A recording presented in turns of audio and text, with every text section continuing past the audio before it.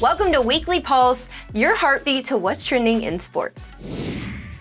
The killing of George Floyd and the countless protests across the nation continue to dominate headlines, as well as the attention of the American people. As we've seen in the past, professional athletes are stepping up to use their platform in an effort to inspire change and lend their voices on behalf of those who don't get heard. In this episode, we'll hear from our USA Today sports reporters who continue to follow the story closely and highlight some of those athletes who are going above and beyond to make a difference. I spoke with New England Patriots safety Devin McCourtey, who's on the front lines for the fight for equality, and points out that all Americans, regardless of race or ethnicity, need to do their part if we want to see progress. Finally, despite the nation's unrest, the NBA, NHL, and MLB continue to strategize a way to restart their respective leagues after an extended hiatus due to the coronavirus. We'll give you the latest news on each sport and how close they are to playing again. We start things off with some of the messages athletes have posted on their social media in response to the killing of George Floyd and the protests that have swept the nation in the past week.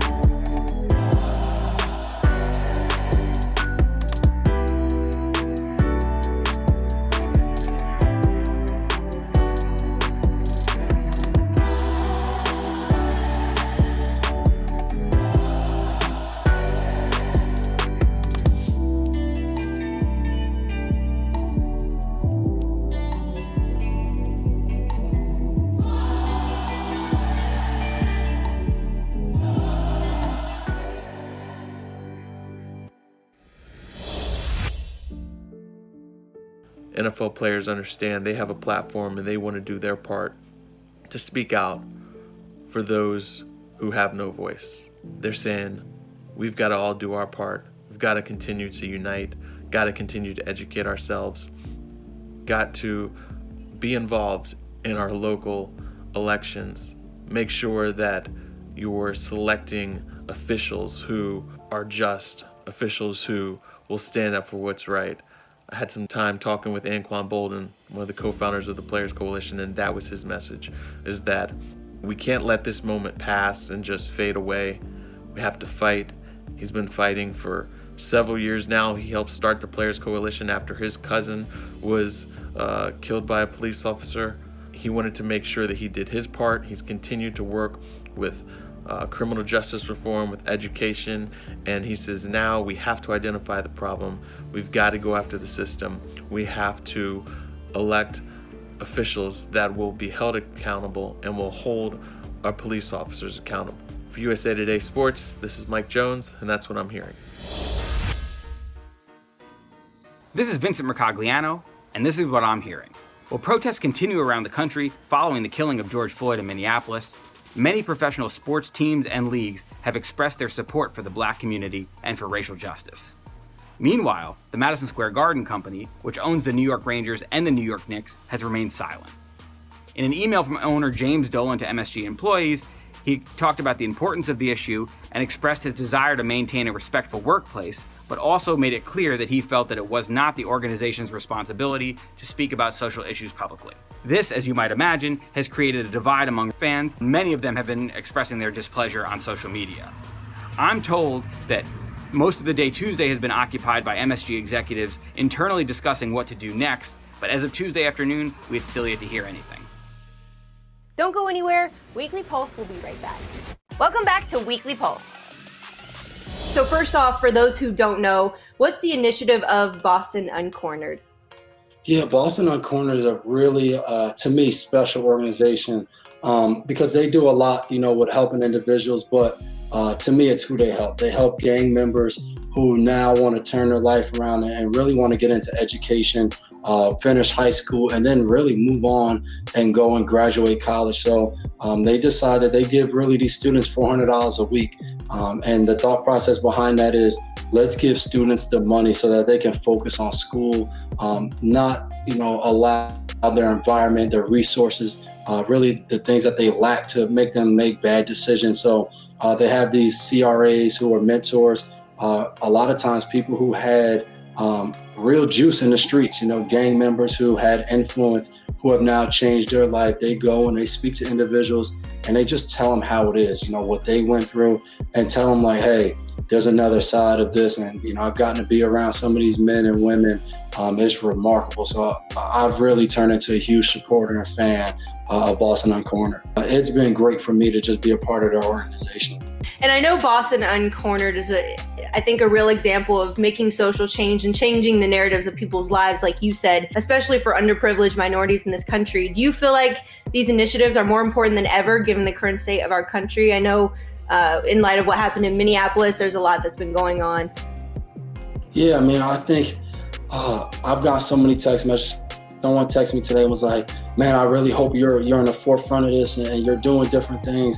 And I texted back, I'm like, that's what we've been doing. That's what players, I'm a part of Players Coalition. This is what it's, what it's all about. And I think the heartbreaking thing about this is, as you think you're creating progress and you're moving towards things, right in Massachusetts, passed a bill for education, $1.1 billion into the school system to try to bring up some of those lower end schools as far as resources and funding.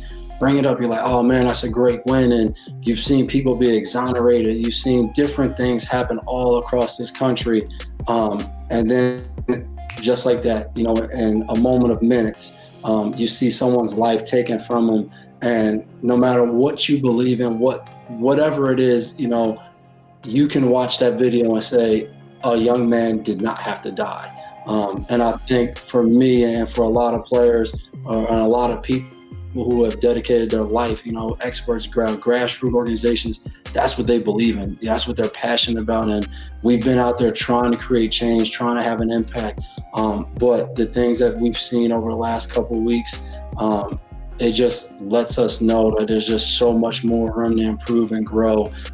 And for me individually, I plan to continue to be a part of that change and trying to impact communities and states and federally as much as I can. And I think for all of us as Americans, we all have to do that. We all have to do a role. We all have a part in this. It doesn't matter what your platform is, what race you are, you all have a voice, and we all got to jump in and do our part. And we're in a new era of Patriots football. For the first time in 20 years, you'll have someone new under center. What's been Bill's message to you and the team heading into this new year?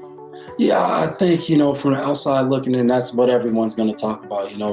We had the greatest player of all time as the quarterback of the team for 20 years. So when, he's not here anymore, everyone is going to continue to talk about that. But I think for us as players, we have to worry about what we can control. I think whether it's Stiddy, Brian Hoyer, we got 2 rookies that are in there, whatever that room is going to look like, and whoever ends up being a starter, like all of that will work itself out. But me as a free safety, I can't go play quarterback. And if I did, we go 0-16. We'd be terrible. So I can't sit there. No confidence in yourself. Zero confidence. I'll be able to run. That won't get us much though.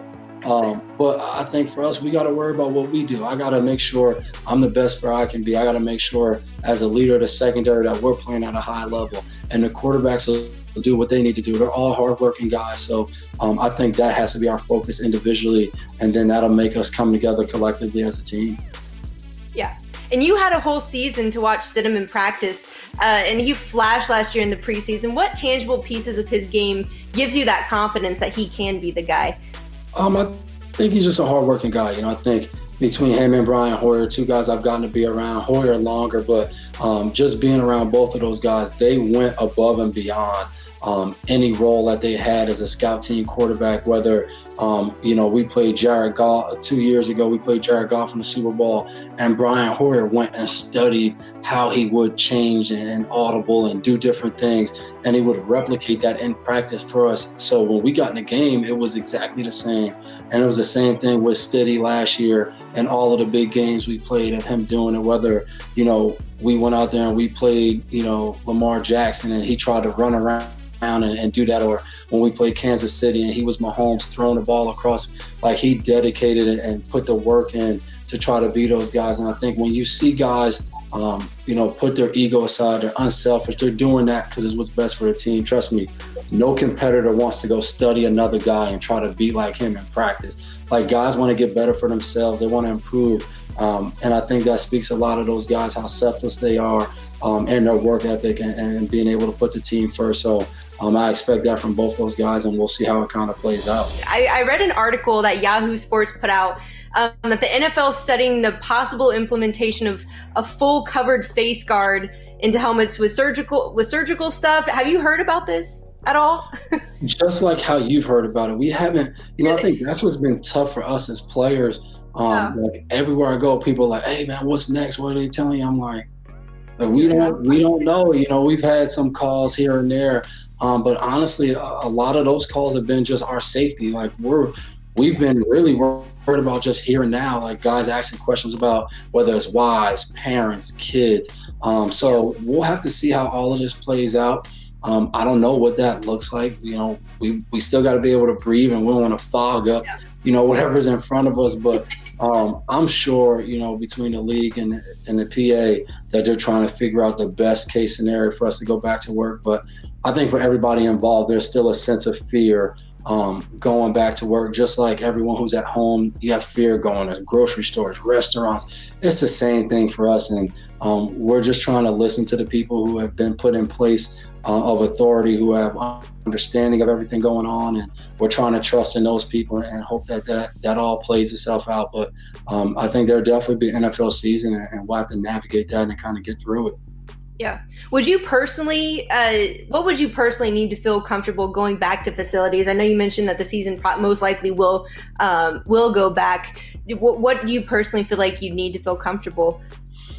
It's so tough, because sitting here, I don't have all the answers of what even creates a safe environment. So, I think we just need a plan. I think a plan needs to be put in front of players, but not just players, coaches. We have players and coaches who kind of fall into the areas of most concern, being with this virus. So I just think there has to be a plan in place, not just for our safety, but, for me, I'm a father, I'm married. I don't want to go and think that I'm going to play football and be away from my family for 5 or 6 months. So I want to know going to work and then going home that everybody in my household will be safe. So it'll be interesting once plans start to kind of get rolled out of what it looks like. I think for each person in whatever state you live in, and you've seen like phase 1, phase 2, you're like, all right, I don't know if this is perfect, but you're like, all right, this looks like they sat down, they thought about something.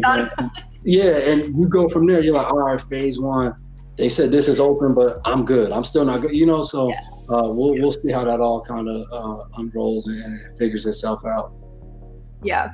And all the ins and outs of how a season flows and how players interact. Are there any scenarios specifically that jump out to you as real safety concerns amidst this? I know a lot of the players will probably be tested, but are there any like locker room scenarios, anything that you can personally think of that jump out to you as like, okay, this might change specifically? Just like you just said, being in a locker room, period. Okay. You think about, I think like you just said, everyone's talking about like the shields, being on the field. Yeah. And obviously there's concerns of being on the field, but I'm like, we're more close than anything. We're in the locker room, we're in there, we're laughing and joking. Our lockers are side by side. And you think about end of the day when media comes in there, like I'm sure that'll change. I'm sure there won't be media in the locker room anymore. But you think about like our locker room can get pretty crowded and crowded fast. So it'll be interesting to see how that plays out. Do we split time? Can certain guys be in the locker room at this time and not? So To me, that's the biggest thing of, being in that locker room. And, at the end of the day, all of us, we shower and go home. Like, is it not safe for us to shower there? But do we want to take everything that we've been involved in the environment home with us? So, That's a good point too. There's some questions and there's things that have to be figured out. And I think the people who are in charge, they'll figure it out. But we'll have to kind of see how it goes. But, as players, you just got to keep an open mind and be very diligent and paying attention and figuring out things for yourself. You can't just walk in and just like, well, we're here now. You don't want to have that mindset. Just days after our interview with Devin, heartbreaking news broke that he and his wife Michelle's third child was delivered stillborn. Our thoughts are with the McCourteys during this tough time. We're back on Weekly Pulse. We sort of know when, but we now know how. The NHL will be back in its best form, playoff hockey. The rest of the regular season has been deemed complete, and we're going straight to a tournament with the top 24 teams. Here's how it's going to work. The top 12 teams in each conference have qualified for the playoff tournament. The Eastern Conference teams will play in one hub city, while the West will play in another. The hub cities are TBD. Each team is limited to 50 essential personnel in the hub city, and that includes mostly players, coaches, and trainers that will be self-isolated and have access to comprehensive testing. Teams can start voluntary practices in early June, with a formal training camp starting no earlier than July 1st. When appropriate after training camps, the tournament will begin in each hub city. The top 4 teams in each conference have essentially been awarded a first-round bye, while the bottom 8 teams will play in a qualifying round in a best-of-5 series. The top 4 teams in each conference will, however, play each other in a regular season, overtime rules, round-robin tournament to determine seeding for the next round. The 4 teams that win their qualifying round series will then play the top 4 teams based on seeding. From that point, you essentially have the normal NHL playoff format with 8 teams remaining in each conference. NHL Commissioner Gary Bettman believes the league can get the qualifying round and the first 2 rounds of the playoffs completed in little over a month, with the Stanley Cup final expected to take place in early fall. Luckily for most of you, you've probably already grown out your beard to the appropriate playoff length. Mickey Mouse, move over. The NBA is taking over. The Walt Disney World Resort, that is. The NBA is back with a 22-team format taking place in Orlando starting July 31st. The league's Advisory Finance Committee and Commissioner Adam Silver revealed a plan including 9 Eastern Conference teams and 13 Western Conference teams that will play 8 regular season games and a possible play-in tournament for the 8th seed in the playoffs. Each of the 22 teams will play the 8 games to decide playoff seeding. Joining the 16 current playoff teams in Orlando will be the Pelicans, Suns, Kings, Trailblazers, the Spurs, and the Wizards. And that's where the initial fun begins, the race to the 8th seed. If the number 9 seed is more than 4 games behind, the number 8 seed will make the playoffs. If the number 9 seed is 4 games back or less, there will be a play-in tournament. If so, the number 8 seed enters a double elimination tournament and the number 9 seed a single elimination tournament. Teams will begin training at team sites in July and will then advance to full training camps, with the last possible date for a finals game 7 being October 12th. Of course, social distancing and safety protocols will be in place, but if the coaches and players get bored, golfing is always an option.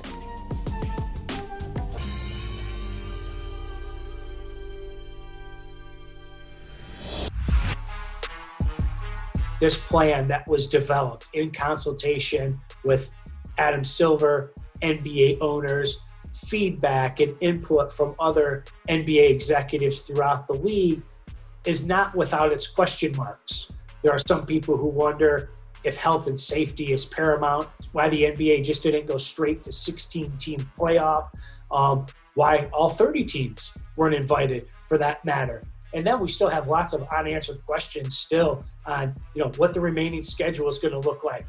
What are they going to use for the tiebreaker system if certain teams are tied for that 9th seed or the 8th seed, and how that's all going to happen. There are lots of financial things at stake right here, not only for this season, but next season as well, when it comes to how much money that players are going to get paid, how much income owners expect to bring in. And if you're looking at where the NBA season is going to pick up, we're looking at not starting the season until late July.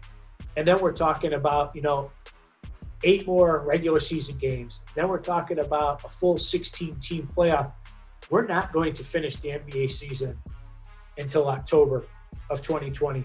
That automatically pushes the start of the 2021 season back at least a couple months. Don't forget, after the season, the NBA still needs to conduct its draft, go through free agency. And so there are a handful of things that need to be worked out. So if I'm looking at this and I'm using the template of the 2011 blackout season, when the league didn't start until Christmas in 2011 for that season and had a 66-game season, I would expect the NBA to start probably sometime around that time frame again. Maybe not exactly on Christmas, maybe a week or two before that, and then somehow try to have a 70-game season and then finish on schedule for that 2020-21 season. There's still lots of things to be determined before we even get started with the conclusion to this season. Major League Baseball and the Players Association don't yet have an agreement to play the 2020 season, but a path to it is there. While tensions remain elevated after MLB's first 2 proposals were rejected by the union and a counter-proposal submitted, the owner's proposal for an 82-game season and the players' request for a 114-game schedule creates an obvious, round-numbered midpoint for the sides to settle on. 100 games, which would give the players more salary but also increase the owner's chances of getting in a full playoff slate before a potential second wave of the coronavirus hits. Perhaps more notably, the players mentioned the D word, deferrals, which in this case would require big money stars deferring salary to 2021 and 22 should the playoffs not reach completion. The owners will almost certainly want more deferred money if the players are to receive full prorated salaries, but it's encouraging that the players have at least introduced the concept. The ultimate question, will owners stick to a hard line of denying players their full salaries for a prorated season? It's perhaps the only roadblock that could prove inextricable, but would also damage the franchises far beyond 2020. Is that a line owners are willing to take? We'll find out. Don't go anywhere. Weekly Pulse will be right back.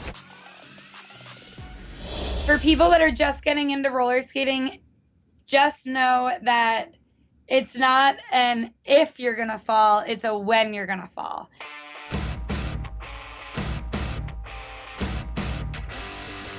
Skating is so good for me whenever I need to get away from the world or find grounding or inspire someone else. It's just so easy to teach someone a trick or post a cool photo of myself, and there's just every way I slice it. When I touch skating, it feels worth living for me.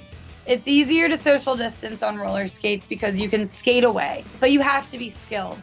So our business is teaching a lot of instructional videos for beginners and for all levels on how to skate safely in the streets. Skating in the streets takes a lot of confidence. And when you're skilled on skates, you get a lot of confidence. It's unfortunate because I didn't want the roller skating boom to come, out of a pandemic. I guess we're a bit essential in the sense that we bring joy, and people really need to feel in their bodies, and there's so few ways to do that right now. Gyms are closed and yoga studios are closed, and so many people that really rely on a physical release for their mental well-being are struggling. So yeah, there's a lot of reasons to buy skates right now, and it's not a trend. It's a novel concept of freedom and liberation that I think everybody in the world needs right now.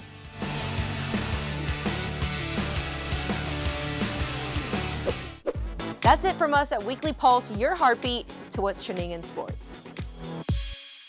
Hey sports fans, if you want to see more videos like this, check out some of our other ones right here. And if you like what you see, hit the subscribe button and stick around for more from USA Today Sports.